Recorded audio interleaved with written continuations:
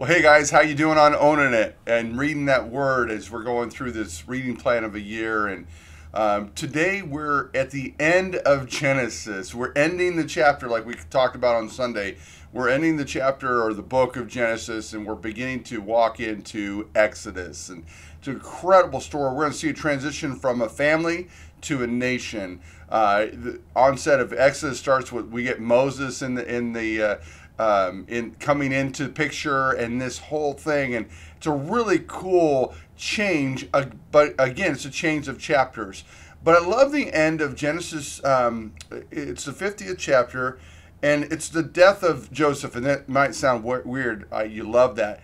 Well, I love it for one reason alone. Joseph does something to his brothers that I think is something you and I need to recognize the power in. Some people call them famous last words, and they are. They're famous last words, last things. He says, Joseph said in this verse 24, and Joseph said to his brothers, I am about to die, but God will visit you and bring you up out of this land to the land that he swore to Abraham, Isaac, and to Jacob. Recognize this. Last words are important, right? Those famous last words. Most of us who've experienced someone dying, we relish those last words. Sometimes we're upset by our last words, maybe the last things we said to somebody that, and then they passed away. We regret those moments. But can I talk to you not just about last words, famous last words, or the last time you got to talk to somebody, and you never have the opportunity again.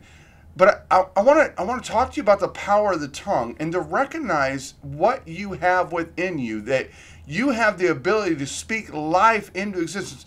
If you believe in the Lord Jesus Christ, he said that you would be sons of light, that you and I, sons and daughters of light, that we would be carriers of light. We are actually the mouthpiece, ambassadors of God.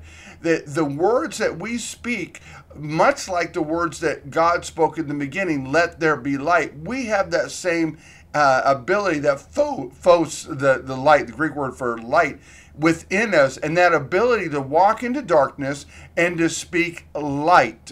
And so recognizing the power, and think about then our last words. Maybe they're not famous last words, and maybe they're not the last words of our life, but maybe the last words of our day, or the last words that when we interact with somebody, whether they're at the grocery store, the gas station, somebody we work with, what are our words saying and what are they doing? I believe what God desires for us to do is to speak life and light into every situation.